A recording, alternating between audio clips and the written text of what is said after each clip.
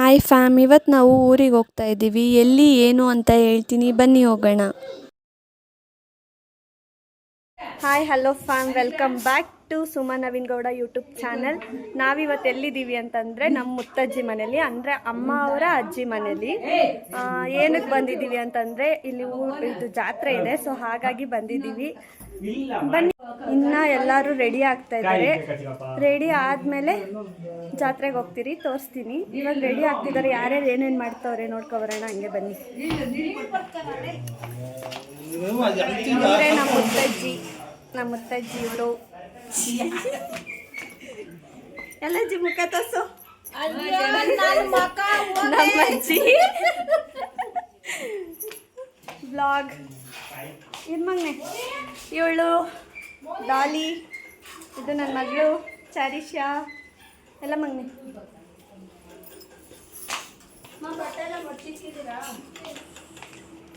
Blog ಏನು ಹೇಳ್ತೀಯ ನಮ್ಮ ಫ್ಯಾಮ್ಗೆ?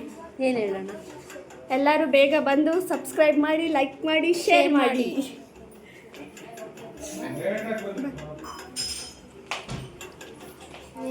ಇವಳು ಊರಲ್ಲಿರೋದು ನನ್ನ ತಂಗಿ.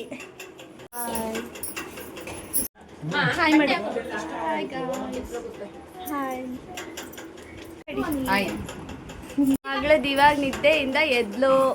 ಬಾಬಾ ಪಾಪ ಪ್ರಸಾದಕ್ಕೆ ಬೆಲ್ಲ ಕೊಡ್ತಾವ್ರೆ, ಕಷ್ಟ ಬಿದ್ದು ಅಡುಗೆ ಮಾಡೋದಕ್ಕೆ ರೆಡಿ ಮಾಡ್ತಾವ್ರೆ. ಟಿಫನ್ ಮಾಡಿಕೊಂಡು ದೇವಸ್ಥಾನಕ್ಕೆ ಪ್ರಸಾದ ಎಲ್ಲ ತೊಗೊಂಡು ಹೋದ್ವಿ. ತುಂಬ ಜನ ಇದ್ದರು, ಬಿಸಿಲು ಜಾಸ್ತಿ ಇತ್ತು ಅಂತ ನೀರು ಮಜ್ಜಿಗೆ ಪಾನಕನ ಹಂಚ್ತಾ ಇದ್ರು. ಸೊ ನಾನು ಪಾನಕ ತೊಗೊಂಡು ಕುಡ್ಕೊಂಡು ಹಂಗೆ ದೇವಸ್ಥಾನದ ಕಡೆ ಹೋದೆ. ಅಲ್ಲಿ ಪೆಂಡಲ್ ಹಾಕಿದ್ದಾರಲ್ಲ, ಅಲ್ಲೇ ದೇವಸ್ಥಾನ ಇರೋದು. ದರ್ಶನ ಎಲ್ಲ ಚೆನ್ನಾಗಾಯಿತು. ಪೂಜೆ ಎಲ್ಲ ಮುಗಿಸ್ಕೊಂಡು ನಾವು ಆಚೆ ಕುತ್ಕೊಂಡಿದ್ವಿ. ನಮ್ಮ ಮಾವ ಅವರೆಲ್ಲ ಪ್ರಸಾದ ಎತ್ಕೊಂಡೋಗಿದ್ವಲ್ಲ, ಎಲ್ಲ ಹಂಚ್ಕೊಂಡು ಇದ್ದರು. ಎಲ್ಲ ಮುಗಿಸ್ಕೊಂಡು ನಾವು ಮನೆ ಕಡೆ ಬಂದ್ವಿ. ಫಸ್ಟೆಲ್ಲ ಹಳ್ಳಿ ಕಡೆ ಬಂದರೆ ಎಲ್ಲಿ ನೋಡಿದ್ರು ಹೆಂಚಿನ ಮನೆ ಇರೋದು. ಬಟ್ ಆಮೇಲೆ ಹಳ್ಳಿ ಕಡೆ ಬರೋದಕ್ಕೊಂಥರ ಖುಷಿ ಇರೋದು. ಇವಾಗ ಹಳ್ಳಿ ಕಡೆ ಬಂದರೆ ಎಲ್ಲಿ ನೋಡಿದ್ರು ಮೋಲ್ಡ್ ಮನೆ ಇಲ್ಲ ಸೀಟ್ ಮನೆ, ಇಷ್ಟೇ ಇದೆ. ಇನ್ನು ನಮ್ಮ ತೋಟಕ್ಕೆಲ್ಲ ಹೋಗ್ಬೇಕಂದ್ರೆ ತುಂಬ ದೂರ ಹೋಗಬೇಕು. ಇನ್ನೊಂದು ಸತಿ ಯಾವಾಗಾದರೂ ಬಂದಾಗ ನಮ್ಮ ತೋಟ ಎಲ್ಲ ತೋರಿಸ್ತೀರಿ. ಬಟ್ ಇವಾಗ ಆಗೋದಿಲ್ಲ. ಜಾತ್ರೆ ಎಲ್ಲ ಮುಗಿಸ್ಕೊಂಡು ಬಂದ್ವಿ. ಫುಲ್ ಟಯರ್ಡ್ ಆಗಿಬಿಟ್ಟಿದ್ದೀರಿ. ನೋಡಿ, ಹಳ್ಳಿ ಅನ್ನೋದೇ ಗೊತ್ತಾಗಲ್ಲ. ಎಲ್ಲರೂ ಮೋಲ್ಡ್ ಮನೆ, ಹೆಂಚಿನ ಮನೆ ಎಲ್ಲ ಹೋಗ್ಬಿಟ್ಟಿದೆ, ಸೀಟ್ ಮನೆ ಇದೇ ಕಟ್ಟಿದ್ದಾರೆ. ಬಟ್ ಆದರೂ ಹಳ್ಳಿ ನೇಚರೇ, ಹಳ್ಳಿನೇ ಚಂದ.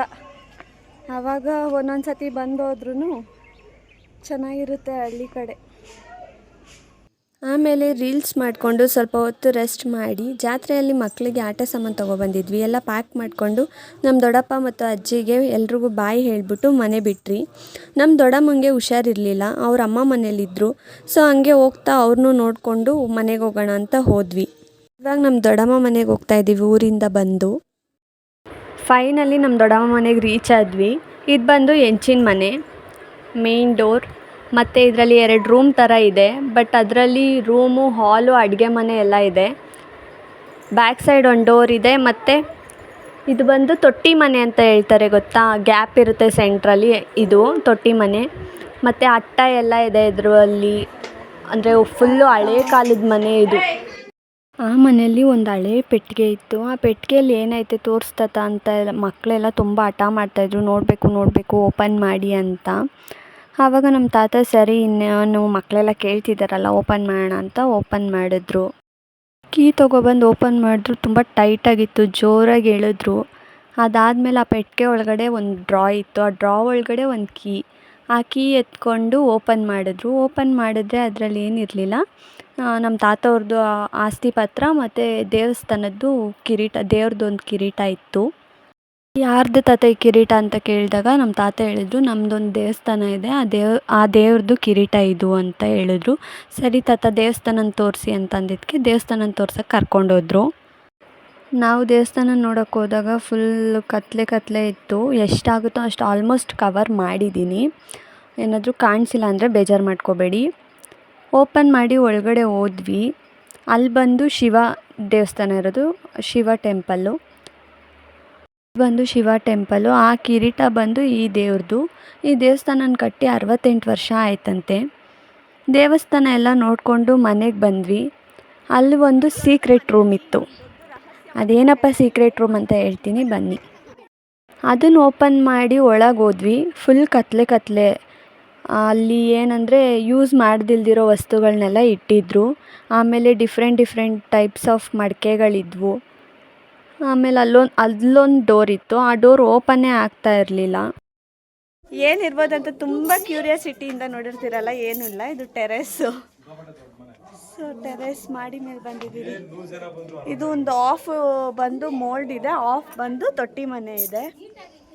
ಸೊ ಅಂದರೆ ಮೆಟ್ಲೆಲ್ಲ ತುಂಬ ಭಯಂಕರವಾಗಿದೆ, ತುಂಬ ಕತ್ಲೆಯಾಗಿ. ಲಾಸ್ಟಲ್ಲಿ ಎಲ್ಲರೂ ಸೇರಿ ಒಂದು ಫ್ಯಾಮಿಲಿ ಫೋಟೋ ತಗೊಂಡು ಎಲ್ರಿಗೂ ಬಾಯ್ ಹೇಳಿ ಮನೆ ಕಡೆ ಬಂದ್ವಿ. ಫೈನಲಿ ಮನೆಗೆ ಬಂದು ರೀಚ್ ಆದ್ರಿ. ಇಷ್ಟೇ ಇವತ್ತಿನ ವ್ಲಾಗ್. ನನ್ನ ವ್ಲಾಗ್ ನಿಮ್ಗೆ ಇಷ್ಟ ಆಗಿದ್ರೆ ಪ್ಲೀಸ್ ನನ್ನ ಚಾನಲ್ನ ಸಬ್ಸ್ಕ್ರೈಬ್ ಮಾಡಿ, ಲೈಕ್ ಮಾಡಿ, ಶೇರ್ ಮಾಡಿ. ನೆಕ್ಸ್ಟ್ ವೀಡಿಯೋದಲ್ಲಿ ಸಿಗೋದಂತ ವೆಯ್ಟ್ ಮಾಡ್ತಾ ಇರಿ. ಬಾಯ್.